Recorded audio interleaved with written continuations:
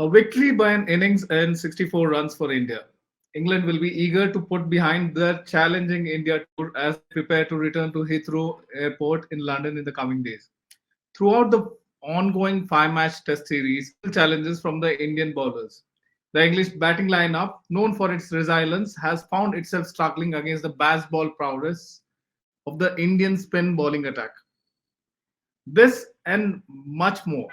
Joining me is Vedam Jaishankar, and we will be talking about the last day of the final test and also the entire test, what actually happened in the last test and the entire series, and how is it gonna be for India and England in the rest of the year. Welcome to the show, sir. Thank you. Thank you very much. Thank you for having me on the show. Yeah, your initial comment for the last day's innings, how was it? And we have talked enough in the past 2 days. So it ended pretty early. The test ended pretty early. So your initial thoughts about it?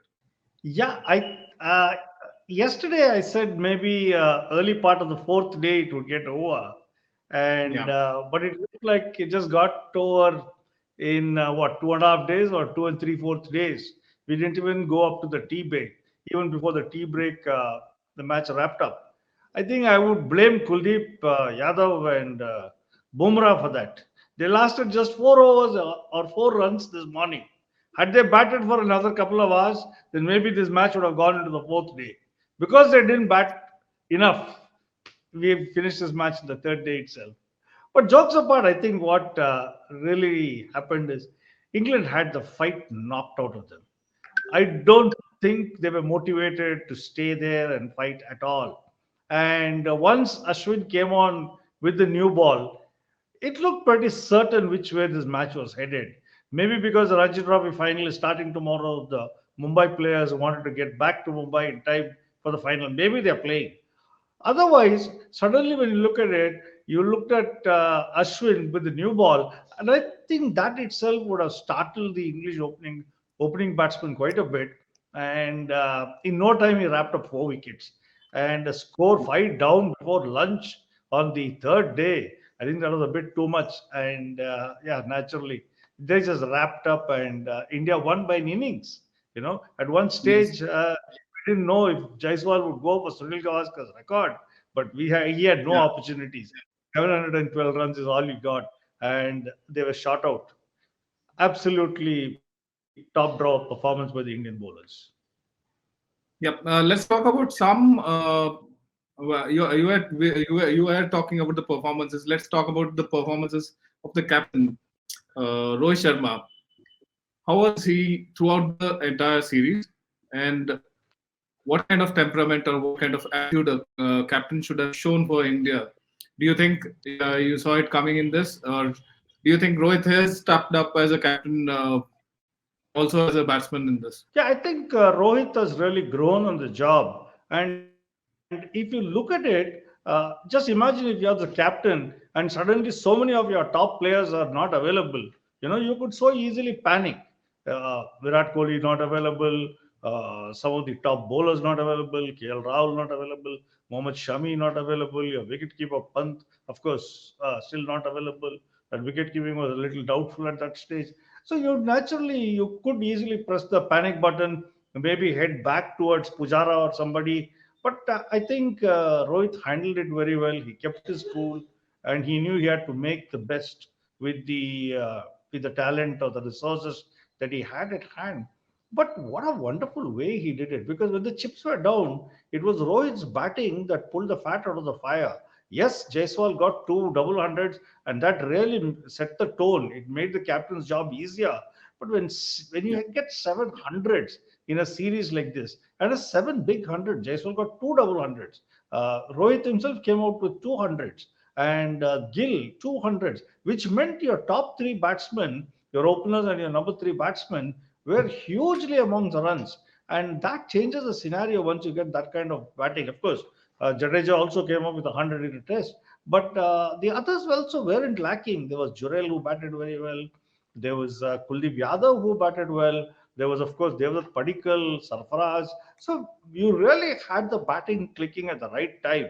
And I think for somebody like Rohit Sharma to ensure that the boys had enough confidence, when I say boys, most of them were youngsters, either making their debut or very early in their career, giving them the confidence to go and express themselves and fight it out with, battle hardened English cricketers, I think counted for a lot. And both the backroom boys, where Rahul Dravid played a huge part, and of course the captain Rohit Sharma, it changed the fortunes definitely for the young Indian cricketers.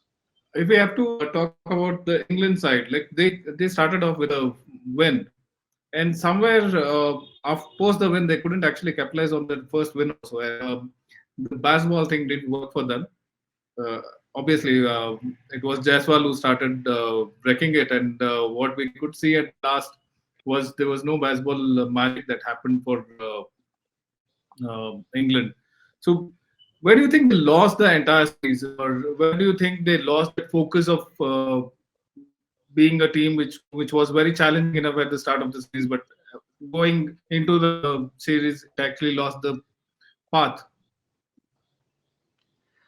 I think England actually are pretty poor tourists. They keep whining all the time. And this time, even before they started whining, they started hyping up their own cricket. And baseball, I think, is one of the classic examples of too much hype, or let's put it this way, too much unnecessary hype. You know, they were well served by their openers, but I think their middle order was virtually non-existent. You take away Root and maybe one innings from Ollie Pope when he really batted brilliantly. For me, that was England's batting of the series, the 196 that Ollie Pope got. But after that, he never scored anything. He just did in the first test, and in the next four tests, he was just a passenger. So the entire middle order of England, whether it was Bairstow or Captain Stokes, nothing. Nobody was really clicking. Nobody was really contributing. So I think the middle order was non-existent. Of course, Joe Root played as Joe Root plays. I think somewhere down the line he decided that this baseball business is not for him, and he would play conventional cricket. Even today, look at the way he batted. He batted so brilliantly, scoring 84 runs. And I think he was one of the bright spots. We always knew he was a brilliant batsman, but they didn't have enough support. Like I said, the openers did well, but without the middle order getting runs, you cannot get bowled out for 3.5 hours. And it just happened in test after test. The first test they were lucky to win, but after that, I think they just collapsed under pressure.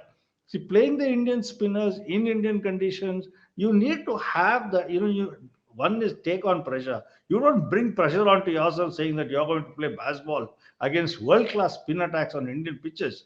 And the way they threw away their wickets in the second and third test, I think that should have really set them up and decided that this baseball was not for them. But except for Joe Root, I don't think anybody else learned the lessons. Now going to players, where because like we have talked about the fifth test, and we are talking about the series, of course. If we have to pick three or four major performances from Indian side last in the which have made the difference for the entire team, because we have seen very good bowling from Ashwin and Kuldeep. We have seen everyone picking up right from the start. Like you saw Jaiswal, you saw Shubman, you saw even Sarfraz to an extent, and even last match, Devdutt Padikkal coming in. So if we have to take certain performances, if we have to look back at the entire series, which are the performances which you would feel are the ones which actually like helped India clinch the series?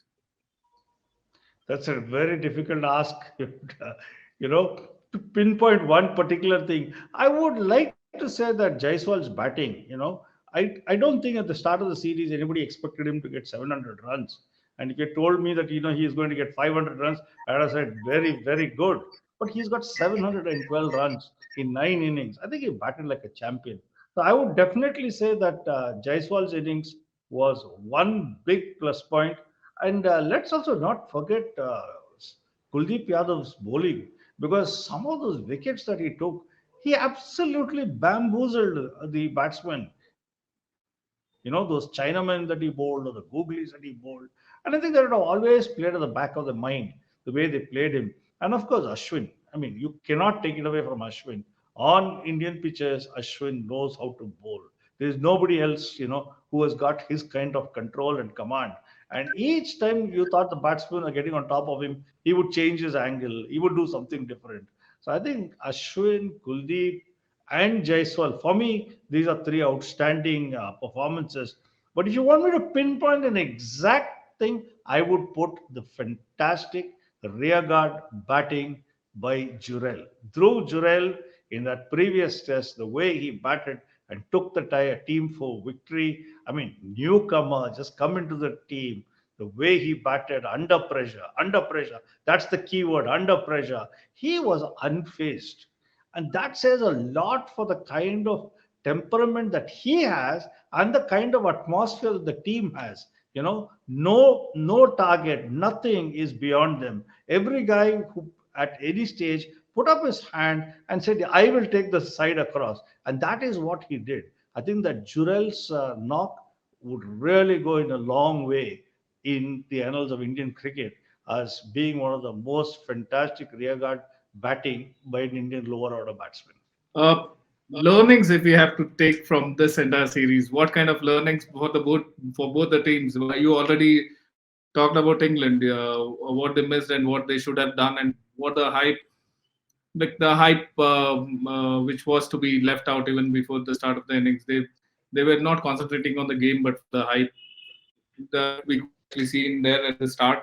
So, what are the learnings the Indian side should actually look at from this series? No, but when you look at it, the only fault that you can lay an Indian thing is the first test loss, because you can't get 90 runs lead and go and lose a test. I think that would have been an eye opener, and immediately I think within the very next test, India tightened up the screws.